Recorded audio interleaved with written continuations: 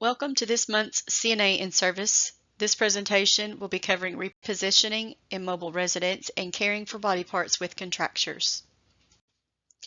Individuals who cannot change their positions and those who have a limited ability to change their position will require assistance to do so. Individuals that need assistance with repositioning that are in bed need to be repositioned at least every 2 hours. Individuals that are in a wheelchair need to be repositioned at least every 1 hour. Reposition can be done sooner than time, but never longer than the time. Some things to remember when repositioning. Use a draw sheet or a bed pad to reposition. Avoid pulling on a person's extremities. This decreases the risk of injury to the individual. Check their skin for pressure injuries every time you reposition. The first sign of a pressure injury is a red or discolored area on their skin. Be sure to provide any needed incontinent care before each reposition. It is important that the skin be clean and dry at all times. Use needed positioning devices such as wedges and pillows.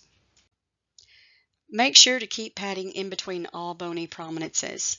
A bony prominence is any area on the body where the bone is next to the skin. An example is the skull, elbow, knees, heels, knuckles. Pressure on these areas reduces circulation. This increases the risk of skin breakdown. This is what causes bed sores, also called pressure injury decubitus ulcer. If a pressure injury is not caught early, red or discolored skin, and treated early, repositioned, skin kept clean and dry, then the area will get bigger and possibly infected. Bed sores are painful and difficult to heal. Residents who are overweight may have extra skin folds such as the breast or the abdomen, the belly area.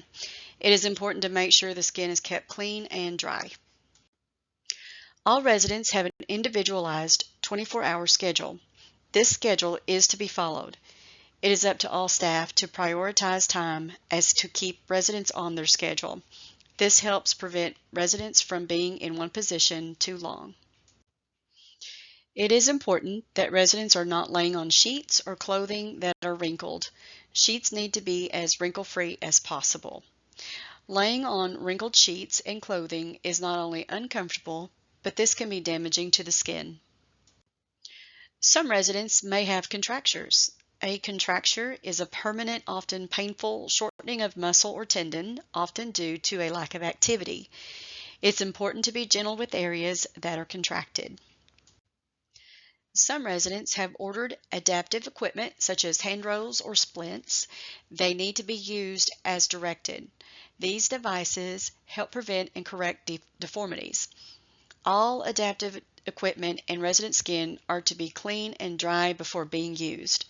Splints are custom made to fit for individuals, so it's not a one-size-fits-most.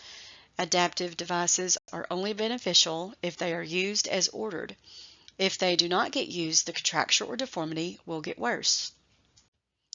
If your resident has a contracture to the hand, it is important to check their fingernails daily. Nails need to be kept short and clean. Remember to check the QRG before doing nail care.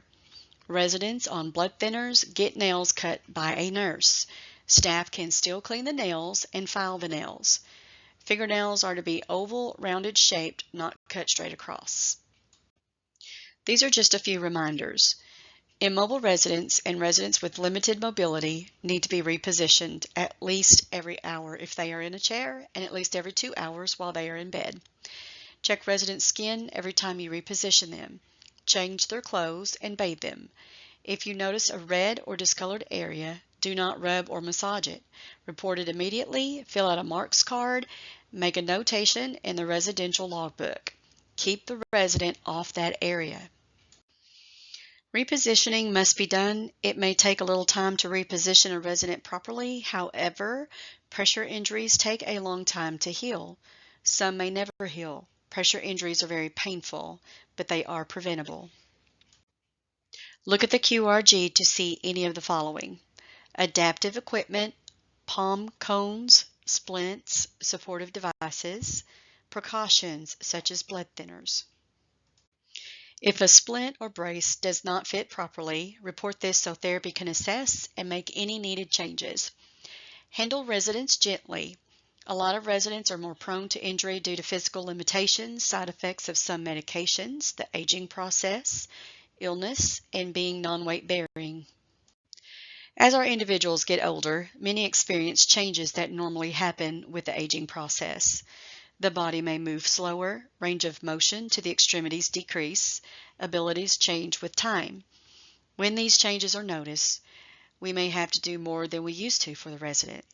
It's up to everyone to observe for these changes and report any changes so we can provide any needed care to ensure residents get the care they need. Thank you for your participation. At the conclusion of this presentation, make sure you complete the test and submit it for grading. If you have any questions, call staff development at extension 268.